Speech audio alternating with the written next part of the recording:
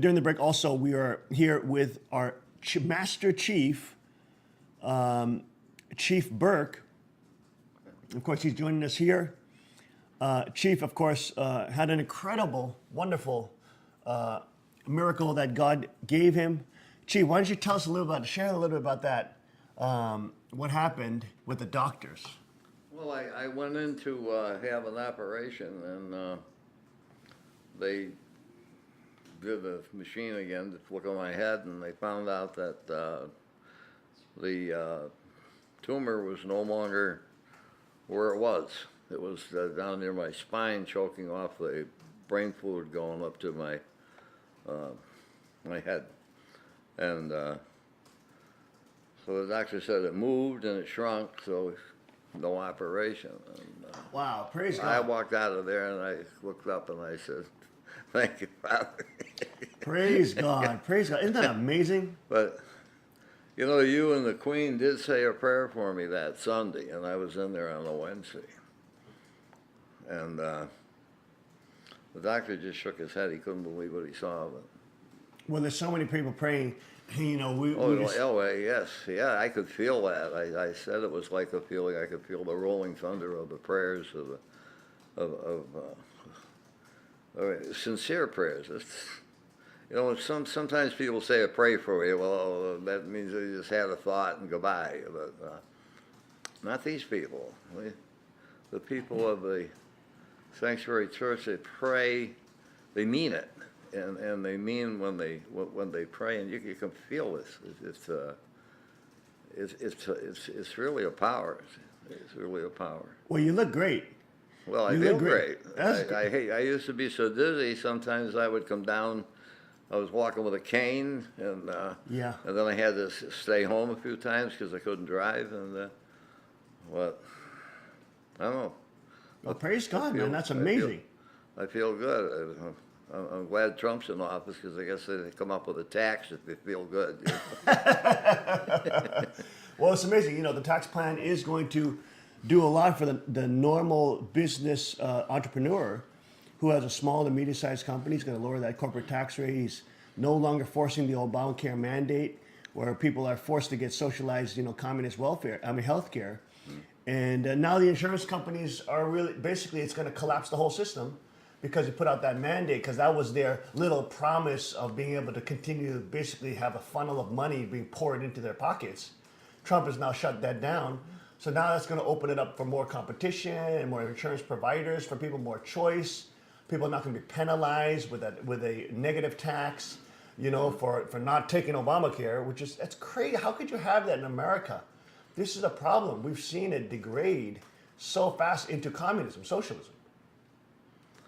Well, what's going to happen is the people are going to wake up and realize how much money the government wastes. Like, for example, Pelosi wanted $100,000 for a new booze cart for her airplane. Oh, golly. Well, I don't know how many young people that can't afford college that money could have gone for, or exactly, or to feed people. The insanity of the waste was, I mean, it was like the fall of the Roman Empire. I mean, it was just all the gold and everything else, and people are going to realize that 70% of that waste of the money you give them, they waste. Now, the money going back to the people, they're not going to waste it. Exactly. They're going to spend it in the communities. I have a small business. I'm going to be able to hire a few people and create some jobs. And, isn't that wonderful? And it's going to help the whole area and doing a lot of good. But most important is the stranglehold that we had on all of the products that these manufacturers, they were afraid to make them. The chemical companies were afraid to make good chemicals.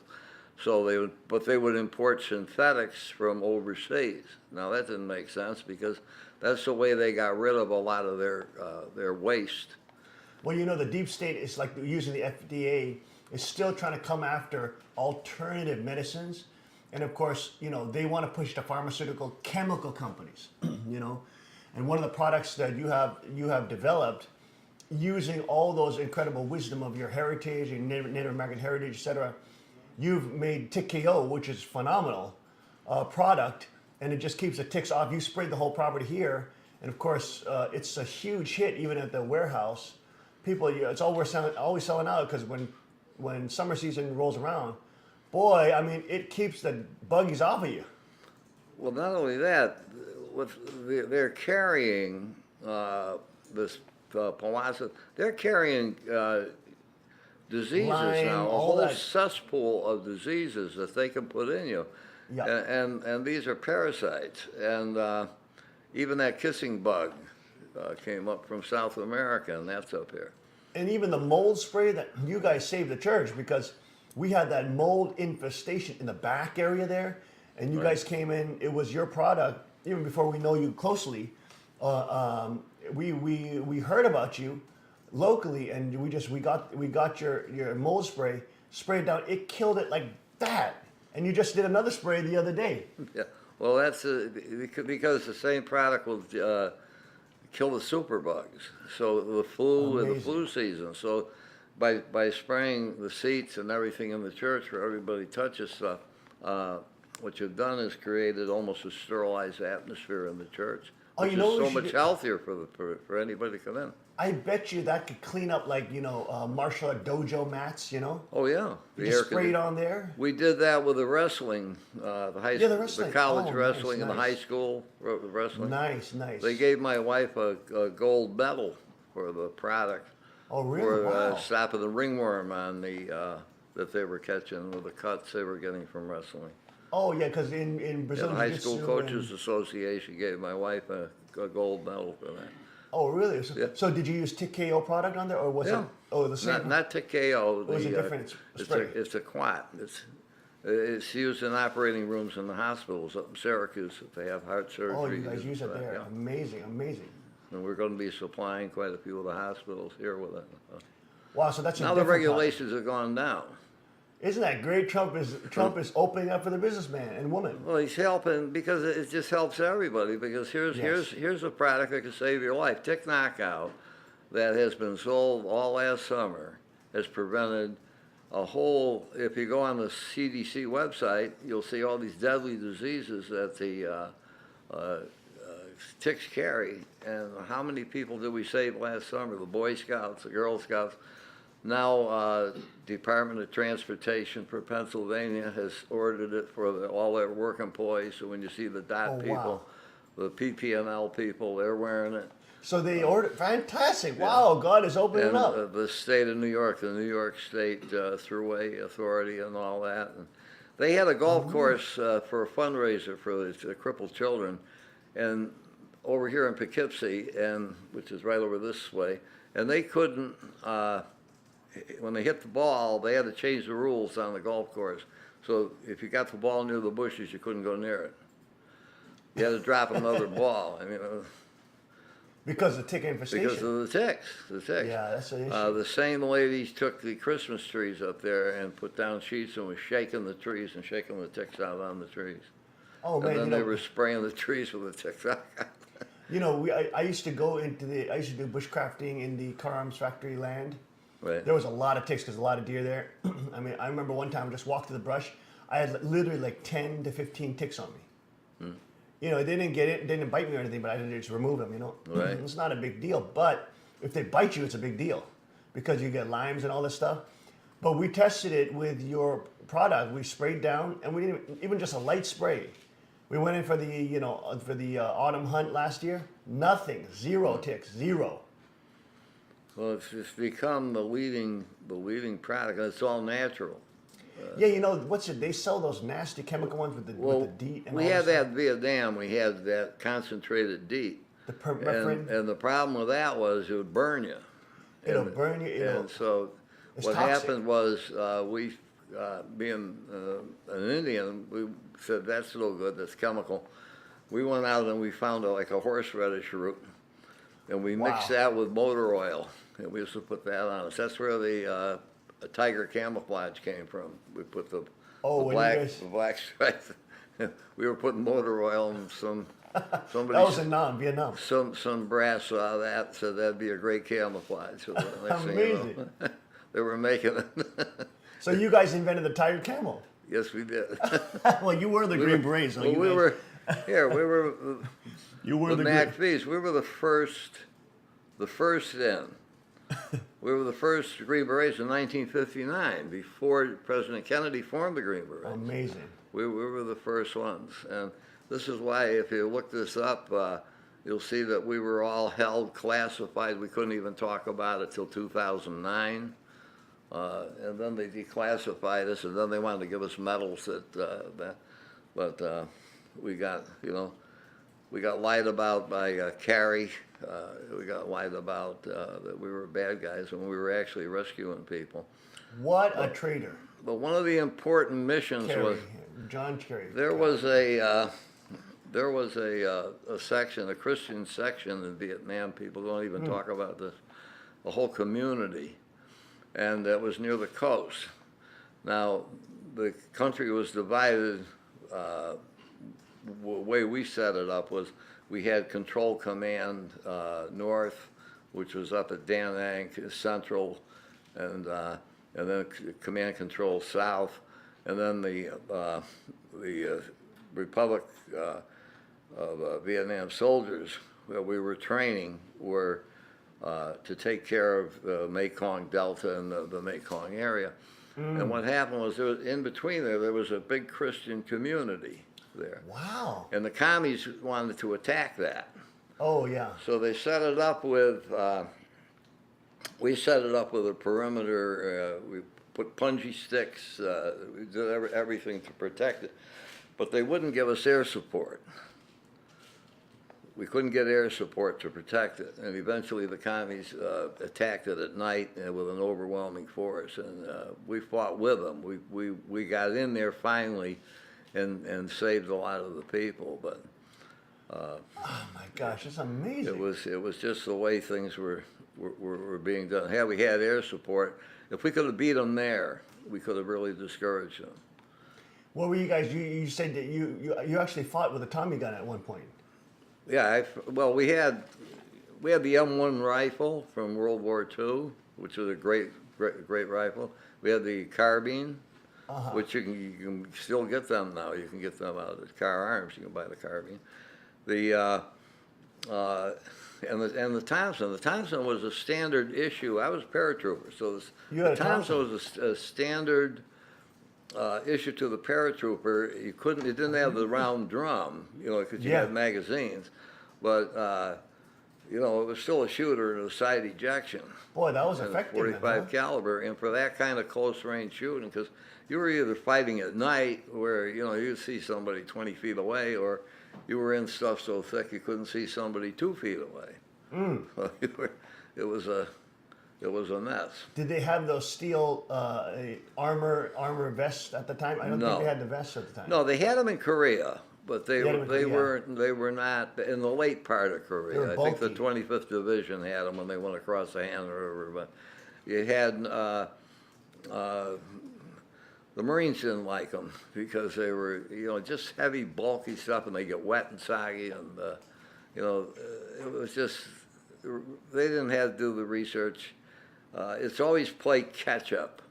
Yes, When you have civilians running what the military need, it's just like the last administration. They'll tell you what you need, They'll run your life and tell you what you need. But what you really need is, lightweight. Now, there's a company that makes suits of clothes for the president can wear these, and they're bulletproof.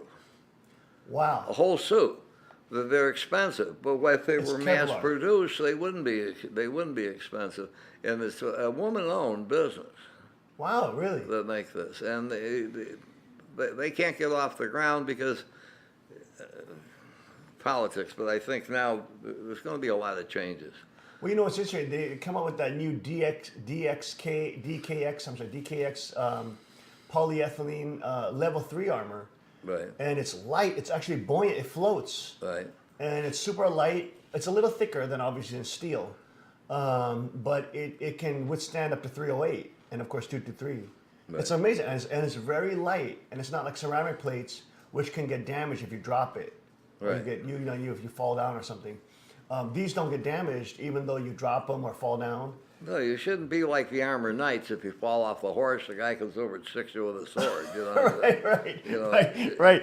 Or you fall in the water and it becomes an anchor. well, that's even worse.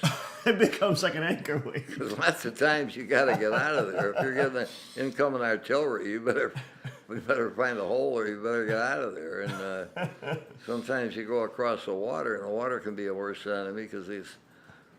Over there were things in the water you didn't even want to talk about. Right. You know? Because Vietnam, you have alligators there, don't you? You have, No, I didn't see any snakes. alligators, but they had Vipers. two-step snakes, bamboo vipers, Oh, yeah. king cobras, Oh my gosh. 15, 18, 20-foot king cobras that could jump 10 feet, 20 feet. Yeah, there's And all. then the spitting cobra, and Yeah. if you got that in your eyes, if he came up and spit, you better have some friends that have to go to, because ammonia is the only thing that'll Oh, they got a help urine in neutralize your it. eyes. Yeah. Oh Yeah. my gosh. Now what's it? I think you told me it's either you or somebody else, but what was it? In when you had the I'm sorry, it just escaped my mind. It just escaped my mind. But yeah, when you were in Nam. Oh, I'm sorry, the king cobra. A lot of folks died by cobra bites, and if they did, the soldiers would just say no, they were shot, they were killed in action. Yeah. Well, the guy at the Graves Services, he had.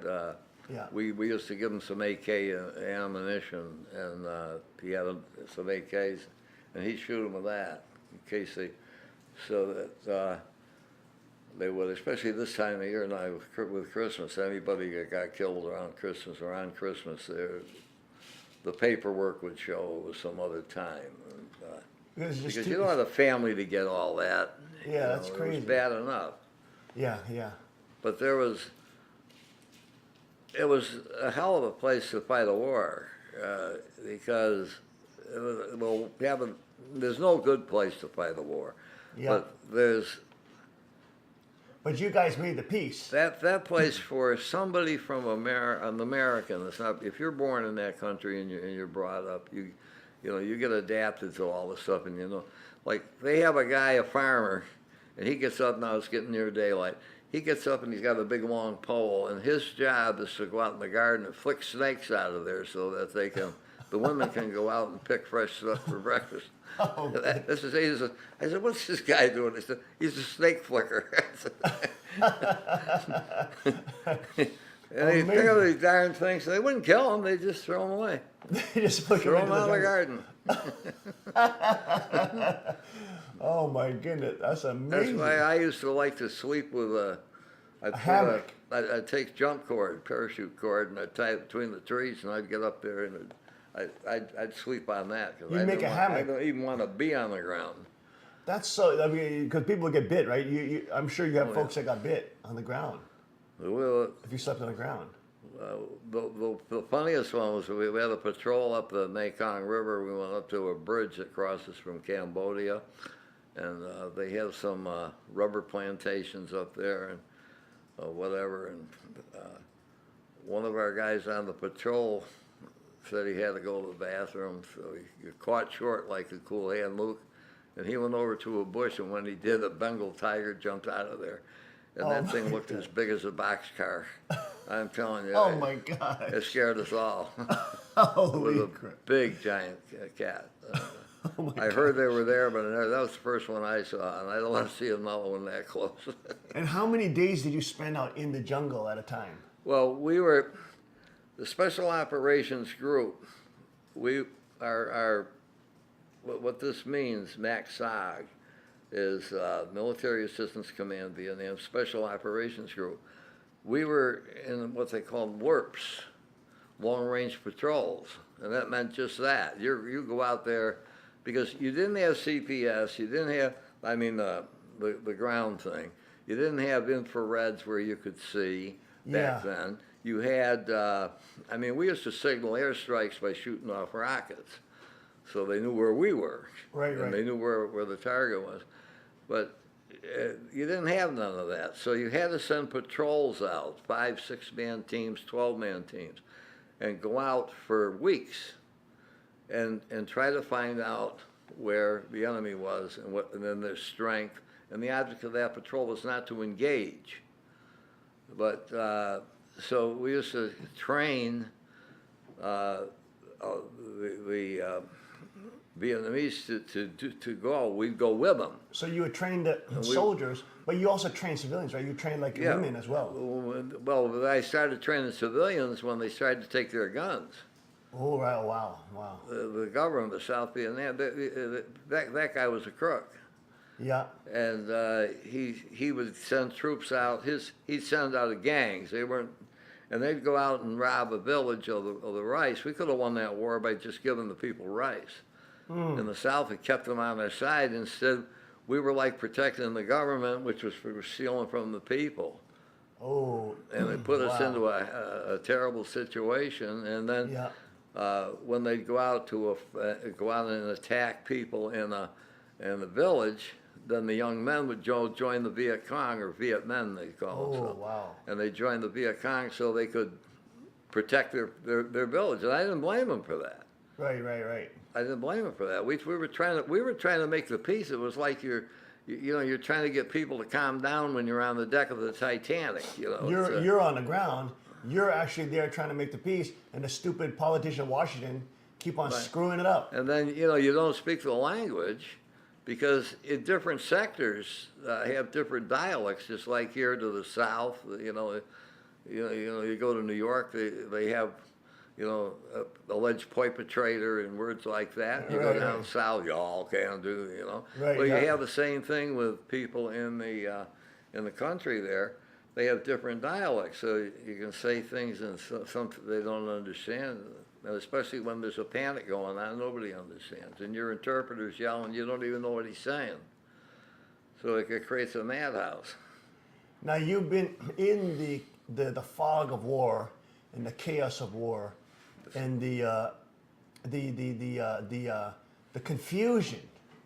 Okay, how do you help even civilians to be clear in the storm, to be able to see in the storm? What they have to do is have leadership.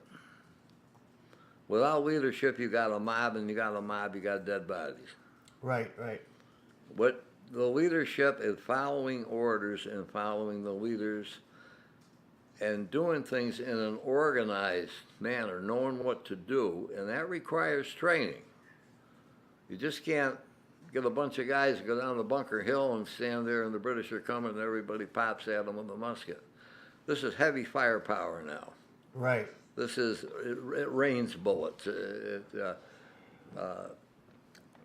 It's, so you have to be smarter, faster, and a step ahead of the enemy all the time. If you're not, then you're a loser. And in the game of war, the loser dies. You die. This is not. You never come back. So people have got to get through their head that this isn't a video game. Yes. You put down the darn cell phones, and it's not a toy. It's real. It's blood. It stinks. You'll have the smell of dead flowers on the battlefield. You have the smell of cordite, where you can hardly breathe from all the gunfire. You have the screaming of those that are wounded and dying, and there's a thing you can do to help some of them if they're all blown apart.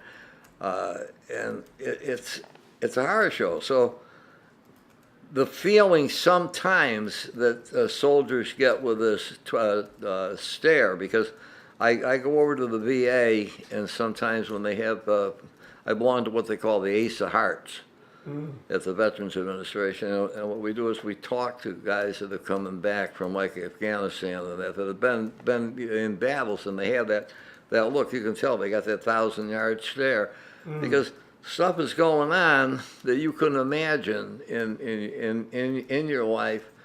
The reality of it, well, it's real, and there's no way to escape it, and you got to fight. and now you're worried more about your buddy. So the way I help them is tell them, get ready for the next one, and we're going to need you to protect your buddy, and I can get their identification that way.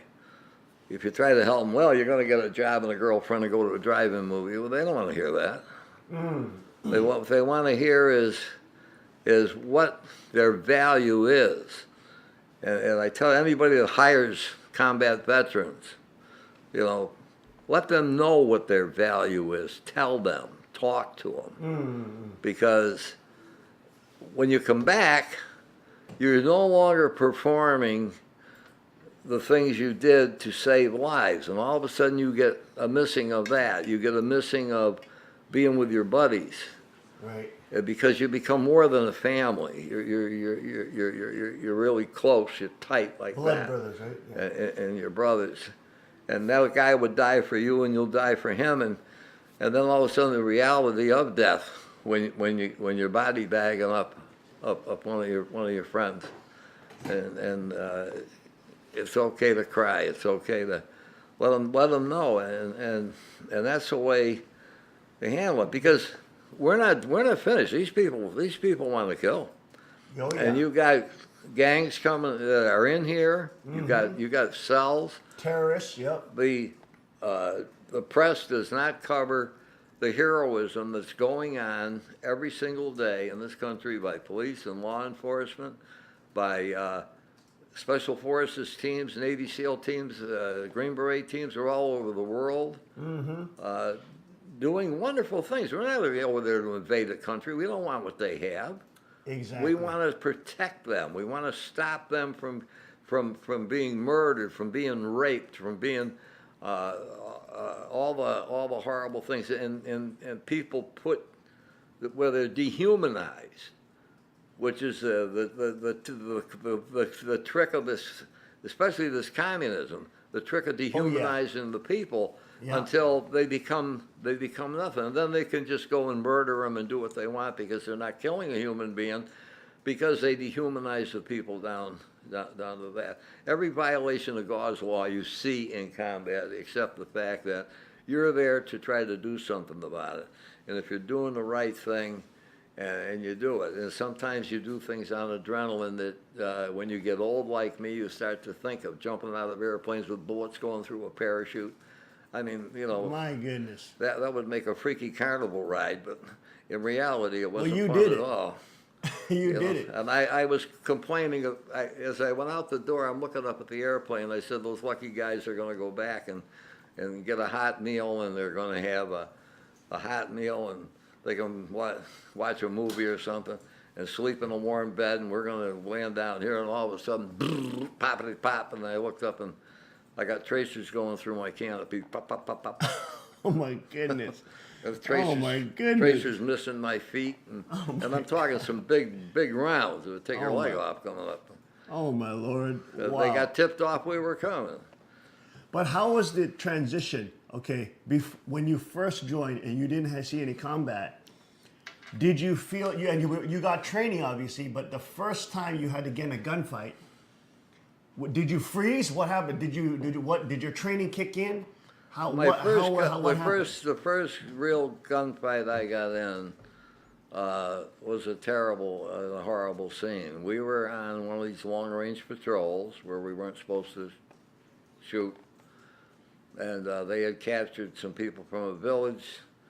They took a baby away from a mother, and they were throwing the baby back and forth like they were playing with football. And then one of them threw the baby, and the other one caught it on the bayonet and showed it to the mother. God. And that's when demons. That's when I could no longer restrain myself.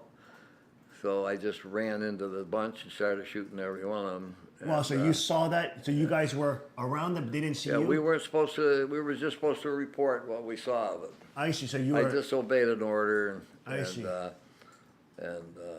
I was supposed to be leading them, and I was a sergeant. I was supposed to be I was supposed to be teaching them, but I taught them by example. So with that first run through shooting down, that's where running fire went into the manual. That became popular, that you could run in and pop. And that is an important tactic in hostage rescue now. If you want to get a hostage, you got to get in there and kill the guys quick and get the hostage out of there. So that was, and when you saw that, that just overtook you, and you just said these. Well, I remember my father reading. He used to. We were farmers, and he used to sit and read the Bible. And he would read the Bible. I remember reading and telling about Herod there throwing and spearing the babies and killing the babies and all that. And I thought, I couldn't eat after that. I said, what a horrible thing, And here we are, we go out in the woods and you got a deer with a broken leg or something. You bring them home and you fix them up and you try to keep, and the animals. And so I couldn't imagine people could do that. My brother came back from, he was in the 101st and the Second World War. He went into Normandy, Bastogne, and he was up, and he was wounded and all that. He came back, and he didn't say a word about anything. He just used to like to eat popcorn and and be quiet. But he had that look going off, and but. When I got my jump wings, I was so proud because he could put them on me. It was a parachute jump wings, and he was very proud. But how do you do it? You see what they do. What they do is the most horrible thing. You couldn't dream to see something like that, and you never get over it. You never get over it. So you're running on adrenaline. Your adrenaline gets you up. I could have got killed doing what I did, disobeying an order. I could have got court-martialed. But I went out there and we shot these guys, and they were doing that. We stopped it, and we. How many were there in that? It was about 15 to 18 of them. There were 15, and they were killing children. Yeah. They were just playing and killing. They wanted to rape the women, kill the children. Golly. And and the worst part of it is they were part of you guys were the ambushing drug them gang. at night. You were investigating them at Yeah, night. because we would go, the Ho Chi Minh Trail was 40 miles to 50 miles wide. It went from the mountains of north central Vietnam all the way down to the Parrot's Beak, all the way to the Mekong Delta. And but to do that, it had to go through Cambodia, it had to go through Laos, some of them over into Thailand. So the reason they kept us MACVs under quarantine, under classified information, was because we were in Laos. We were going in there. We were going in the 40 mile. Now that could have been, we were Army, that could have been treated as an act of war. It could also be treated, even though they were trying to get treaties in Laos to put in our air bases, they pretended to be friends of the United States, but they weren't. There were so many factors in there, and the drug business, the money, they call it the golden triangle of drugs there. And they'd bring them down to the Mekong River, go on French boats, go over to Hong Kong. They'd cut it up and then send it back to the United States and kill American kids. So we had no trouble, attacking them too. But it's amazing. So we went on the offense after that. Right. But it's amazing, even in your first gunfight, you didn't flinch. You were on adrenaline. You just ran in there. But that's not normal, though, right? Most people will flinch, even though you train them. Right. Most people will flinch. They'll feel scared. Some will freeze up because you're taught, especially Americans and Christian people, I taught to love people, help people. Yeah. Not to go kill. And killing a human being is not in our blood. It's not. But to defend yourself, because they do the same thing. They had torture ways if they caught. That's why they had bounties on us. They had bounties on us. Some of those drug things to catch a Green Beret had $100,000 to $1 million bounty, $500,000, if they catch us in those areas. That's why we carried extra grenades on us in our pants, because if you got wounded bad enough where they were going to get captured, you pull the pins and take a bunch with you. Not that we're suicidal, or we were, but because the torture was impalement through the rectum with a bamboo thing and hold you up on a pole, and as long as you could hold up with your feet, you lived, and otherwise the bamboo would come up and grab out your mouth. Wow. So that was. My. And the other one was called the death of sharks, where they surround you with bayonets and they slowly put them in you from all over your body while the person's screaming and kicking. That's war. And that's why civilians should be trained with these rods of iron and should be, Yes. know how to use them, and should be trained for that, because that could happen to them. Right. And it keeps the peace. If they take away the guns, show me one yeah. country where they haven't, in history, where they took the weapons away from the people and the people didn't wind up being slaves and suffering. All through history. People don't study history, they want a text. Exactly. Exactly. They're not aware of the reality of war, and that's why your experience is so important, and that's why you training civilians and these is so valuable for the civilian population, because it teaches everybody that the reality of war, obviously, but also we have to keep our firearms for peace. That's right. And that's what my father talked about, the peacekeeping militia, that normal citizens, good people, have to be armed to keep peace.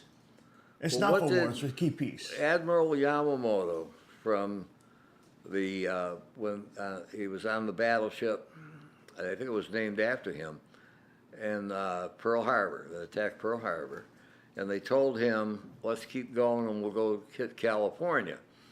And he said, no. He said, because there will be a gun behind every blade of grass. Right. And that's why because he studied in California, he went to college there. Right. They invited him. So that's the motto. That's what people should realize, and that came Yes. from an enemy that just attacked you. Exactly. Folks, we're going to be taking a short break. We'll be right back with our guests that will join us in the third hour, and with more with Master Chief Burke. Stay with us.